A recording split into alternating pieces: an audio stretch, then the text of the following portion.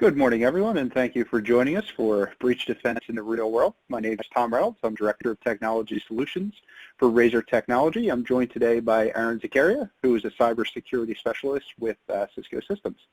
So what we're going to talk about today is a couple of things that a lot of people that I'm familiar with, current customers, so I know these are challenges. I see some names that are hopefully future customers, probably share the same challenges though.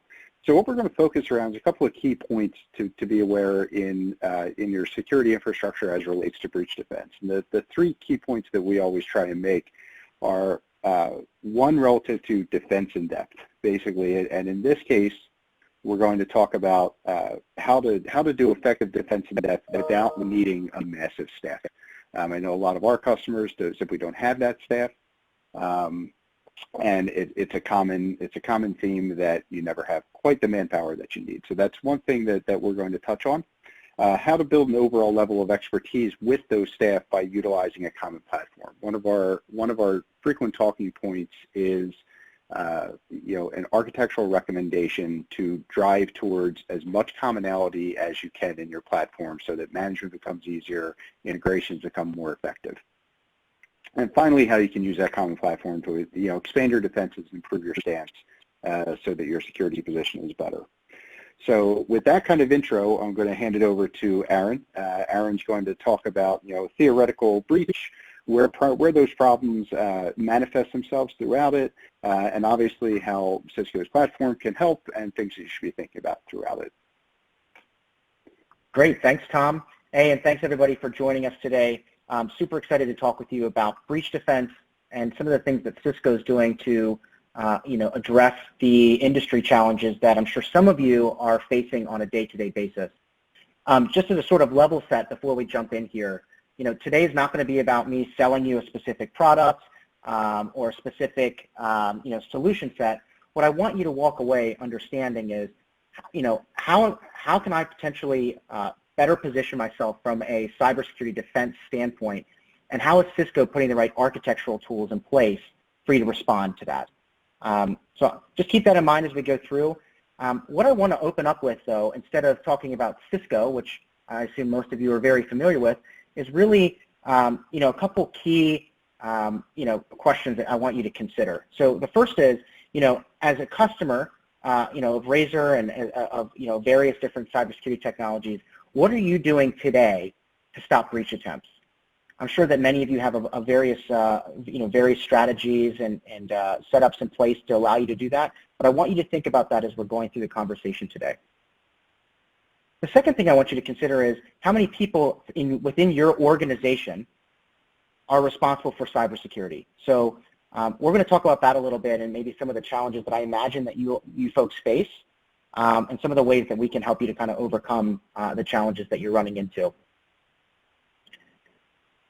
Now, before I jump into any sort of product terminology or things of that nature, what I want to hit on is basically the way most cybersecurity organizations within a company are structured today. So those of you who are within a large enterprise company are fortunate in that in many cases you have anywhere from 10 to 15 folks that are able to support, any sort of cybersecurity strategy within your organization. So, you may have somebody, or it might even be you, that is the CISO. You might have somebody that's focused on things like network and endpoint security. You might even have a dedicated team to things like email security and incident response and so on and so forth. But I imagine for the vast majority of you, and this is what we see at least on the Cisco side, that you're actually pretty limited in the terms of the number of resources that you have. So you may be an IT manager that just happens to have to cover security for your leadership team, or maybe you are a security person but you're only really focused on availability and firewalls and uptime and things of that nature, or maybe your organization's only investing in something like an incident response plan.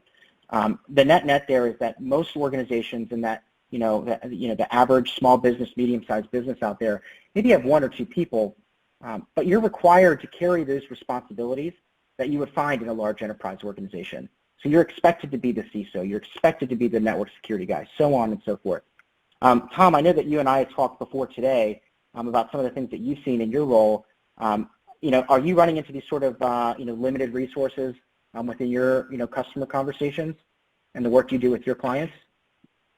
Absolutely, and a trend that we're seeing is, this has always been the case where, security personnel are expected to wear multiple hats. I mean, in a best case scenario, you see where people are supposed to be strategic as well as operational. That's almost universal. But what we've seen recently is that as awareness of security stance expands, the C-level executives want to know that they're doing those kind of things. So you're seeing, well, we need now an incident response plan. Well, now you're the incident response guy as well. The more that security awareness expands higher up the executive chain, the more roles that are expected out of people in the security organization. Yeah, and what we find is that because folks are required to wear so many different hats, when something does go wrong, it's almost a fire drill every time. And so I think the way that I'm going to, best describe that to you is to kind of walk you through, our version of a sort of an incident and how, the typical response would go. Obviously this varies from company to company, but I think you'll get the idea of what we're talking about. And what I want you to think about is just the amount of time that's, that's invested in this, because I'm going to show you later on how Cisco is approaching this specific problem. So, in your typical company, it's Tuesday morning, it's, before 8 a.m., you're still waking up, you're the IT security guy, and all of a sudden, you check your phone and you've got, 9 missed calls, you have a bunch of text messages from your leadership team saying, hey, I've reading the Wall Street Journal this morning, I saw it on CNN, that there's some threat out there that, is affecting businesses like our own. Are we, what are we doing about this? And so, they're reaching out to you, and your security guy said, the last thing you can say as a security professional is, well, I'm not really sure, let me go find out. You just let them know, hey, we're working on it. I'll get back to you as soon as possible. Now, many of you know that, calm and collected as you seem on the surface, that there's a lot that has to go into being able to answer that question sufficiently, right? Are we good? Are we protected? Have we seen this threat before? The threat we're talking about today is called DNS espionage, and we'll use that as sort of a case study. So, you reach out to the, the CEO, you reply to the CEO saying, hey, let me find out. And the first thing you have to do is reach out to the rest of your team, if you're lucky to even have that. So, you're reaching out to the network security team to say, hey, do you know anything about this? Have you heard of DNS espionage before? You're reaching out to your email security team, and, turns out they have a 24-hour SLA on any question. So good luck getting an answer within the next, hour or so, the time frame I'm sure your leadership's expecting. So what you're having to do is automatically start reaching out to all these different folks within the organization, if you're lucky to have them, or if you do have to wear those many hats, you're going to have to do this on your own. Now, for the sake of today's presentation, typically I like to pivot into a live environment for this, but I'm going to keep it simple just so you guys understand kind of what we're talking about here. As a security professional, if you're going to have to wear all the hats within the organization, the first thing you're going to do is do the research on your own. So you go online, you Google, what is DNS espionage? I've never heard of this before. And you come across, maybe a security blog. It may be Symantec. It may be, Virus Total. It may be something from Microsoft. But for the sake of a Cisco conversation today, you end up on a Cisco Talos blog, which we'll talk about a little bit more detail what Talos is. But what you're doing is you're studying up to understand, what is this threat? Have I ever heard it before? Have I ever seen it? And those of you who've gone through this before know that that is not a simple process, right? You're having to go through and understand, okay, what's like the executive briefing on the specifics around this threat? How is it constructed? How is it manifested? How does it deploy? And you have to do all of this research just to start figuring out where you can get answers. If you're lucky, now Cisco does this on our blogs, and you'll see this on other sites, they maybe will provide you some indications of compromise or observables that you can use as the artifacts that you go and do your research on. So maybe your email team has some information on it, maybe your network team has some information on it, but at the net, you're going to be having to take this information and go to your, go back into your organization and see if you can find if this specific threat's been seen in your environment. Already, we've taken a considerable amount of time just to get started. And then the thing you have to think about is, okay, over 50% of customers out there have anywhere from 11 to 12 different cybersecurity vendors in their environment. So maybe you're going to have to check your Palo Alto firewall or your Proofpoint email security or your checkpoint, endpoint deployment, and you're going to have to go around and search all of these different artifacts and integrations of compromise to see, am I actually being impacted? And what you'll notice is that you're starting to get you're basically getting multiple opinions from multiple consoles, right? Maybe your email security tool says, yeah, we're not really worried about this, it's not an issue, but your firewall says, yes, we know this is a known threat. The responsibility falls on you as the security decision maker to correlate all of that together and make sense of it. And what ends up happening, as I'm sure many of you felt before, is that you end up spending not hours and not days, but weeks trying to figure out if this specific threat has been seen, if you're protected against it, if you've been able to take the appropriate steps to remediate. Actually, the industry average right now is over 110 days. It actually slid back a little bit from last year, which was about 118, I think. But the important takeaway here is that when that CEO reaches out to you in the morning and says, are we protected? It can't take 100 days for you to respond. So we have to be able to show you how we can get that down to a matter of minutes, which is what we're going to talk about today, what Cisco is doing to approach this specific problem.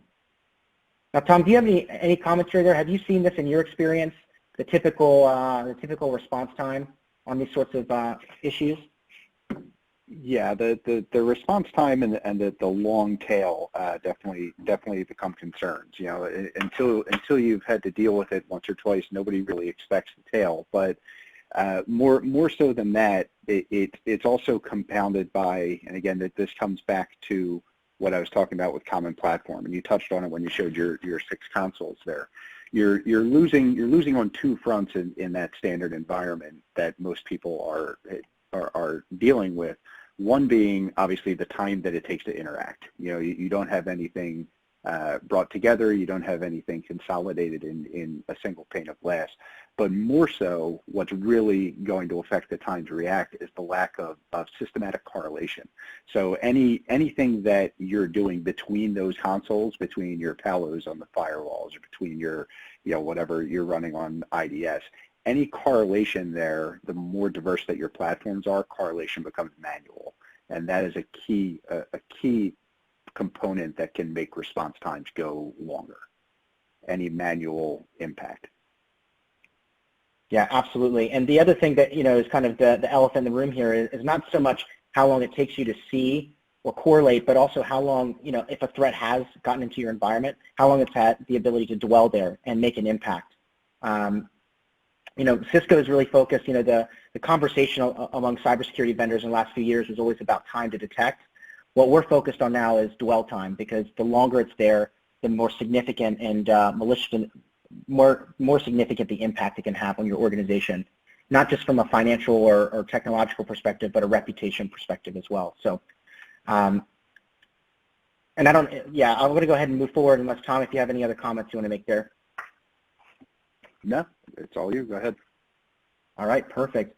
So on that note, just kind of pivoting to talking about breach defense and pulling back out of that sort of incident, that's the sort of standard bearer today. What we've done in the cybersecurity vendor community is kind of shot ourselves in the foot, right? Because all of us are putting out, a variety of different security controls, across the entire spectrum. Cisco has an integrated platform. We have 14 core different products that we offer out there. Our competition does the same. They have, a number of different, security controls they put in place. And what we see, customers like yourselves do, is they're trying to buy something best of breed, put it in their environment, and hope that they're protected. And the mindset there, as you can see, is the idea that breach defense is blocking. It's blocking with technology. It's blocking by making the quote-unquote right purchases. But what we're forgetting is that breach defense is a lot more than that. How can we get control of our security posture? How do we do something more than just put the right products in place? How do we make sure that you're enabled to respond to threats effectively? The way Cisco is looking at this is that there's actually a broader continuum of things that we need to consider, right? The first being that we need to make sure that we're giving you time back. And that's not just time in terms of making sure you have time to focus on other things than, responding to threats or checking events and checking logs, but also giving you the time, giving you time back so that you're not waiting 100 days to see if you have, a threat has impacted your environment, or if it's even there, or if it's touched any of your endpoints. The second piece of that is also, when we talk about gaining control, is providing you expertise, right? If you're the single person within your organization responsible for cybersecurity, but you're expected to take on the responsibility of all those different roles you see there at the top, difficult to do that. There's no way that any one person within a cybersecurity professional can be an expert in all of these domains. So how do we provide you the expertise to show your leadership team, not only do we protect our organization, but I know confidently, that I have the right intelligence on the back end to back up everything that I've done. Which leads me to the last piece, which is, providing you with evidence. So it's not enough to give you the great technology tools and the right, platform and those sorts of things. We have to take it a step further by providing you actionable evidence so that not only can provide intelligence to your leadership team and say, yeah, we've got it, we're good, we're protected, but beyond that, show them the evidence that what you're doing is effective and it's protecting the organization in the long term. Providing you a sort of comprehensive long-term strategy, because as from a security professional perspective, and I'm sure Tom will agree with me on this, the most important thing for us as individuals is showing our worth to the leadership in the organization, because security is a lot of times a thankless role, right? Because we have to constantly prove, yeah, you're protected, you're protected. Well, if we give you that evidence, we're putting you in control, using the tools that you have available to provide effective breach defense. And I'm going to show you how Cisco is doing that, but I want you to think about those specific challenges. Give me my time back so that we can work faster, we can respond more quickly, we can be more effective. Give me the expert make me the expert on those domains that I don't have the time to focus on. If I'm a network security guy, I also want to be intelligent about how I'm responding to email security threats, or maybe network issues that are broader on the network outside of just the perimeter. Then lastly, I don't want to have to hunt for answers. Give me a single source of truth that I can get answers about what's going on in my my network and how I'm securing it. So I'm going to show you how Cisco is doing that. I think the best way to frame this up is thinking about, okay, there are really two types of customers on the front end, right? Those who have some sort of cybersecurity vendors in place, but they're not entirely confident that they have an effective security posture. And then there are those who have been impacted and are scrambling to figure out, what do I do next? And so the way I'm going to frame up the conversation here is we're going to talk about Cisco's portfolio and architecture, one, from an immediate breach defense perspective. How do I put the right controls in place at the outset? And then as a follow-up to that, what can I do to have a comprehensive defense in depth, layered security approach for the long haul, which Tom mentioned earlier, right? Say we're going to talk about defense in depth. We're going to show you how you do that with Cisco. Notice that up until this point, I have not talked about a single product. The reason that Cisco is moving in this direction is because we recognize in the industry that the last thing a security professional needs is another product in their face. They need to understand that the vendors that are supporting them understand the challenges they're facing on a day-to-day basis. So let's start with immediate breach defense. What are the first things I need to take care of to make sure that I have an improved breach defense strategy? And there's really three requirements here to consider. One, how do I get ahead of the threats that are out there today? It's not enough to be protected against the known threats, but also those zero-day threats and things that are yet to come. The second piece is, what is the first line of defense? What's the first thing I can do to secure my organization at a bare minimum? And then lastly, the last line of defense. One of the things we talk to CISOs often within Cisco, and they say to us, please don't come to me and say what keeps me up at night. Just tell me what I can put in place and the strategies I can put in place so that if something does get in, I know that I'm protected, or I'm at least enabled to secure my organization from that specific breach. And that's what we're talking about with last line of defense. If something does get in, how do we make sure that we can secure ourselves after the fact? So I'm going to show you a little bit about that too. And it starts with, what do we need to do to get ahead of threats today? And that starts with threat intelligence. So you notice at the beginning of today, I mentioned our Talos threat blog. Talos is our threat research organization. If there's anything for you all to take away today as you're thinking about Cisco and thinking about Razor and what you could be doing from a security perspective, I want you to think about Cisco, Talos, and our cybersecurity threat research organization. It is the largest non-governmental threat research organization in the world in terms of artifacts and intel and the network traffic and all the different things that we use to take analysis and figure out where threats are. We have the largest data set globally by a factor of 20 or 30 compared to the next largest competitor out there. The important thing about Talos, which I'm going to show you, is that not only is it a big pool of resources, right? We have 365 new vulnerabilities last year that were uncovered. That's about a threat a day. We also have an incredible team of folks that are not just reactive to the threats that are out there, right? We have folks that are experts in AI and machine learning. We have mathematicians. We have cybersecurity professionals from every corner of the globe sitting in our not just our main headquarters out in San Jose, but globally, actively going out there and finding out the next threats. So last year, there's actually a really great statistic from last year where Cisco was able to, in most cases, protect their customers against a zero-day threat before it was weaponized and it was published in the news. And I'm going to show you how we do that just by our security controls, but keep in mind that when we talk about Cisco Talos, it is the intelligence behind all of our tools. It is not a product, so it's not advertised as one. It's something that's included as a component of any Cisco security product. And the important takeaway here is that the security controls that you have in your environment are only as effective as the intelligence that exists behind them, right? So it's great if you have a best-in-breed product, but if that intelligence isn't consistent on the back end across all of your security controls, then there's going to be gaps. The last thing I will add, and this is, the last thing I want to do today is brag about Cisco. What I'm here to do is build some enthusiasm for you about the things that you can do. But from just a pure efficacy standpoint, we had a 55-to-1 ratio against the leading competition in this space in 2018 in terms of a number of our customers that were breached.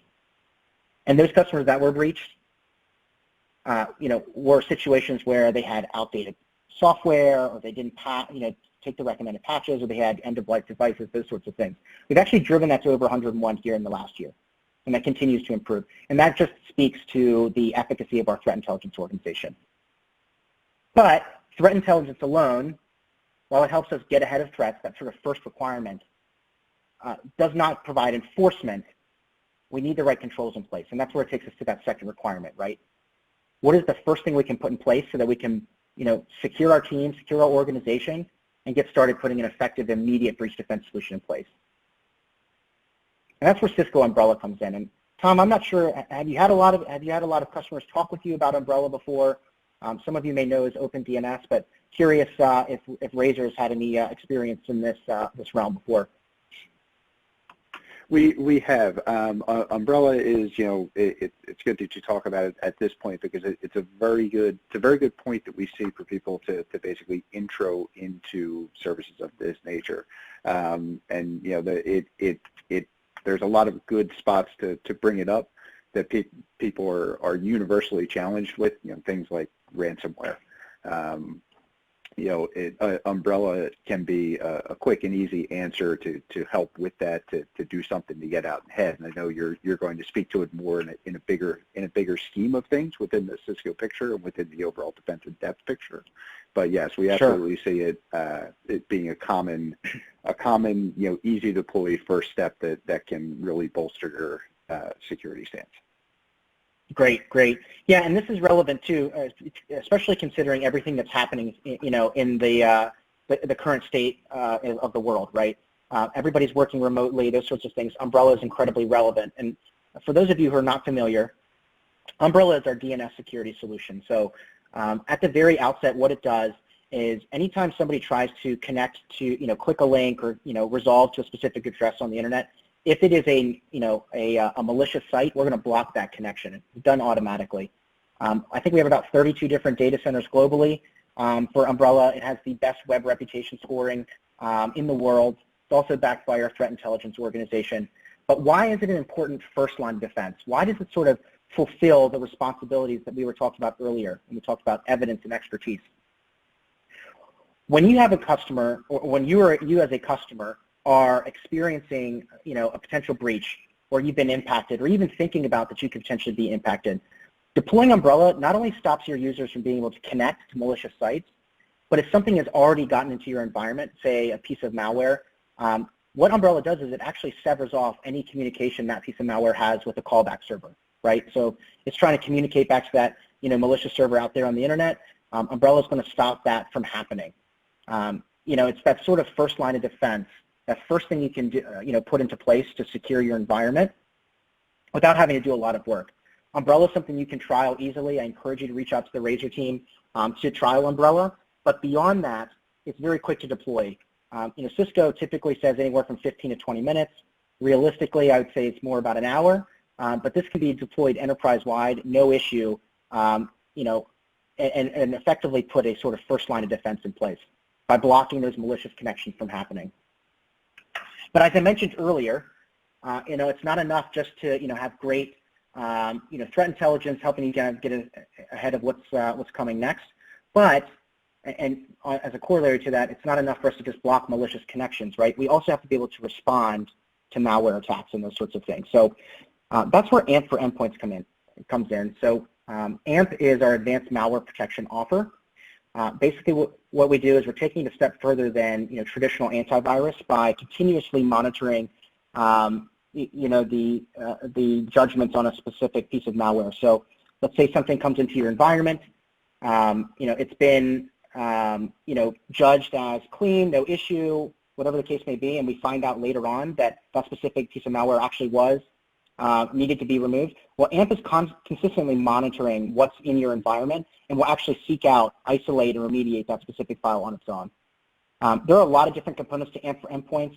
It also exists as part of our firewalls and part of our email security, but AMP is that sort of initial last line of defense that you can put into place as a sort of an immediate improvement in tandem with Umbrella. I'm going to show you a little bit about AMP in a moment, but the important takeaway here is that when we talk about incident response, for example, Cisco's incident response teams, when we go into those organizations that have been impacted by a significant malware or ransomware breach or something of that sort, the first two things we deploy are Umbrella and AMP for Endpoints, because we know that at a very simple level, it provides us that sort of first step, immediate improvement from a defense perspective for our customers. Does that make sense, Tom? You understand why I'm making that sort of assertion there? Why these two kind of in tandem make sense? Yes, absolutely. And the one thing I'd like to add is that I'm hoping that people are starting to see the potential benefit here.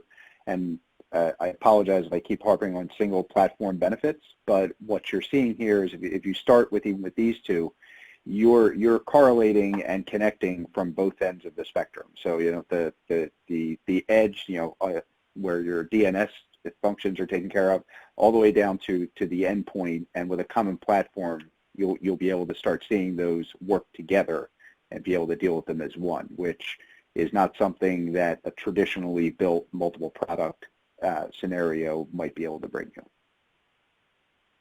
Exactly. Thanks, Tom.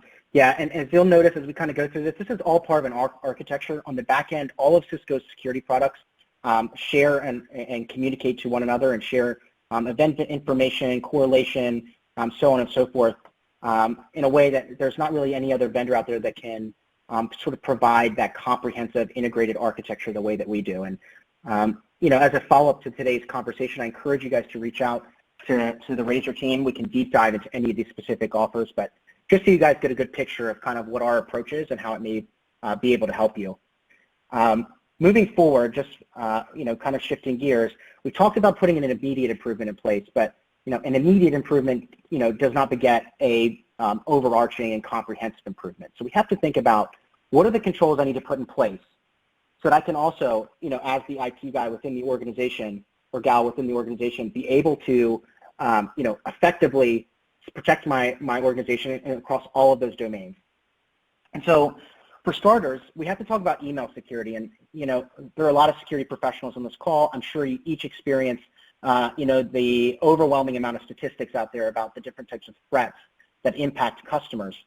But email continues to be the #1 threat vector. Ransomware has the spotlight right now in the news, but email consistently is over 85% of all breaches, or at least the source or vector of all breaches. So we have to figure out how to secure it. So we can talk about that.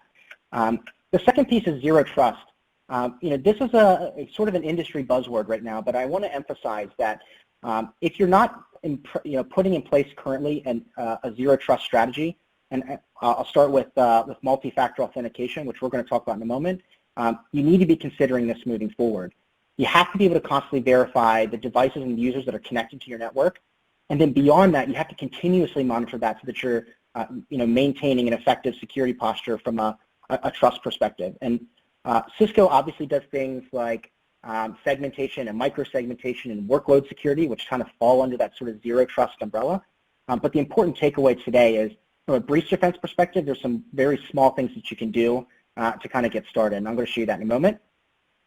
The last thing is, the overarching theme. We've put all these controls in place, but what are we missing? Is there anything I'm not seeing? And that's where we leverage the power of the network, which I'll make the bold assertion that Cisco is the networking company, globally. We have a specific offer that we can talk about there, and how we kind of leverage the network as a security control. So email security, very straightforward sort of stuff. Cisco has an email security offer. This is all, by the way, cloud delivered. Every offer we've talked about today is available via the cloud. It doesn't have to be an on-prem appliance. Traditional email security sort of conversations around blocking against phishing, fraudulent senders, protecting against business email compromise. But what sets us apart is that back-end intelligence that we can provide through our Talos organization. And beyond that, the information that's shared in tandem with our AMP ecosystem, the advanced malware protection ecosystem, because you're basically leveraging the strength of both of those controls, to secure yourself not only against email compromise, but also the sort of malware and things that may find their way through into your organization as using email as a vector. I'm not going to spend too much time on this, but one thing I want to emphasize is that there are a lot of email security vendors out there, but Cisco can take it a step further. We have a very tight partnership with an organization called Zaccaria. Some of you may be familiar with them, but they provide some really interesting, expanded capabilities on top of our email security solution, and it integrates into the sort of discussion we're talking about today. The second piece, when we talk about zero trust, is Duo. So we have to be able to have trusted and secure access within the organization. How do we do that? What's the first thing we can do? Now, traditionally, customers will go look at something like Ping ID, where you want to log into a secure part of the network, or just into the network in general. You get a text message, enter the the code, and then you're in. That sort of stuff is going to the wayside in favor of a simpler user experience and a secure access platform. So Duo was an acquisition of ours here in 2018. We've integrated into the broader Cisco security architecture, and basically we position it as a trusted access platform, in that not only are we verifying the identity of the users that connect to the network, but we're also verifying the devices and the applications as well. And when I talk about verifying devices in particular, we're looking at things like, has the device been updated to the latest version of software? iPhones are a great example of that. Do they have the latest security updates and those sorts of things? And if they don't, it's going to block access, but it's going to notify the user as well. So there are some tangential impacts to something like Duo as a multi-factor authentication platform, in that it also educates your end users and encourages secure behavior from end users, which we all know on this call are notoriously difficult from a cybersecurity perspective. Now, Duo we can trial if you guys have any interest in that. With everything going on with remote work, in addition to things like Umbrella, which secure users from making malicious connections and those sorts of things, Duo is another thing that you can put in place from a remote work standpoint. So if you're interested or you have a need for you to develop out a secure access policy, Duo is a great way to do that.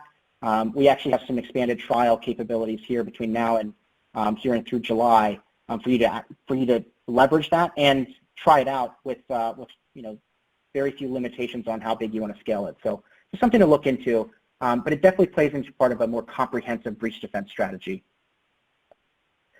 The last thing to hit on is, what are we missing? What more intelligence can we get that is not already provided by these sort of expected security controls, right? That's where Cisco StealthWatch comes into play. Now, those of you who are familiar with Cisco already have probably heard of StealthWatch and remember a few years back, when we acquired Observable Networks, that it was a pretty big deployment. Required a lot of heavy lifting, a lot of different components to be put in place, a lot of sensors to be deployed, and those sorts of things. In the last year or so, we released a StealthWatch Cloud, which, as I mentioned earlier, all of these offers are cloud-based. What StealthWatch does is it monitors east-west traffic flow across the network. So basically, we're using your network infrastructure as a sensor to see things like anomalous traffic, things that may be out of place from the expected norm. And we also do things like encrypted traffic analytics. So beyond just looking at the traffic, we're also able to sniff out if there's something malicious or potentially hazardous happening within your environment through encrypted traffic. So something unique that Cisco can do without having a major impact on throughput or performance and those sorts of things. So the big takeaway I want to make here is that beyond just giving you guys a bunch of security controls that make an effective, immediate, and comprehensive breach defense strategy, what I haven't done yet is showed you how I answer that initial question, right? Customer like yourself probably has a number of different vendors in their environment. To Tom's point, we're not able to easily correlate information and action across all of those different tools. That's where Cisco has put forward something called Cisco Threat Response. Cisco Threat Response is our unified threat management tool that integrates all the sorts of things that these security controls offer into under one hood.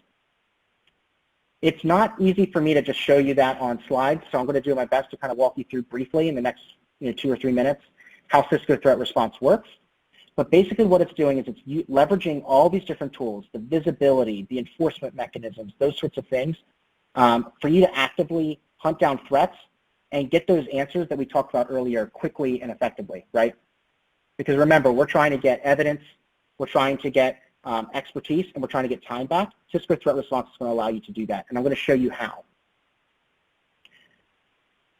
Just as a couple quick things before I jump into the sort of like walkthrough of what Cisco Threat Response does and how it works, just keep in mind as I'm going through this that Cisco Threat Response will allow you to find the root cause around a specific threat that may have impacted your environment in 2 clicks. It's that easy. We can actually enforce from our browser, which I'll show you in just a moment. You also can, this is also enterprise-wide, so it's a security control hub, essentially, that allows you to understand where threats are in your environment, where they may have impacted your environment, which endpoints they may have impacted, so on and so forth. It's done enterprise-wide, simple and easily, and it's all delivered to the cloud. So the goal here is that instead of you guys spending hours and hours and days and weeks trying to figure out what's going on, we can give you that insight in a matter of a couple minutes, and we can do it in a way that's compelling, makes sense to you, and it's an easy way for you to show the effectiveness of your security posture to the other folks within your organization. What's really great is that Cisco Threat Response doesn't cost anything. I don't want to say free because what you do have to have is at least one Cisco security product, so any of the ones you see here plus a few more. And basically, once you have any of these Cisco security products or controls, you're automatically entitled to this offer that I'm about to show you. We have about 6,100 customers that have adopted this since we rolled it out last year. And I encourage you guys to kind of keep a lookout on some of Cisco's press releases. Razer, I'm sure, will share some of this as well. Next month, we're rolling out our integrated front-end platform for all of our security controls. Cisco Threat Response is the threat response and management tool that will be a major component of it. So you guys are kind of getting a sneak preview of what's to come more broadly within Cisco and the ecosystem today. So I think the best way to highlight this before we wrap up today is to kind of revisit that sort of incident we reviewed earlier, and I'm going to show you how Cisco is going to make it a lot easier. Before I do that, Tom, I know we have about 4 or 5 minutes left. Anything you want to add before I jump into this real quick? No, you can jump through this. I have a couple things I'll sum up with before we Okay. wrap up and go for questions, but we can get through this. Yeah, perfect. So as we mentioned earlier, the CEO comes to you. You want to be able to give them an effective answer. You're doing your research. Okay, you go on Google. You find out what DN espionage is. You've gone through that blog post. You're doing all of your research, all that sort of stuff. And you remember before that we stopped here, right? We have the indications of compromise. What do we do with it? Well, instead of you jumping through all those hoops and all those people and all those consoles, what you can actually do using Cisco's Cisco Threat Response is leverage a browser plugin. Basically what you can do, and typically I would pivot into a browser for this, but I'm just going to show you some screenshots, is you can actually just go up to the right side of your browser. You can click on the Cisco Threat Response casebook, and it's immediately going to show you all of those indications of compromise and where they've been seen in your where they've been seen in your network. So it'll be able to show you, okay, all of these different artifacts have been seen across the network. We know them to be malicious. And what you can do is actually investigate them immediately from that tool and pivot into the Cisco Threat Response Console. So instead of having to do a bunch of legwork to find out where all this stuff is within your environment, we're already doing that for you. We did it in a matter of seconds. And this doesn't have to come from a Cisco blog.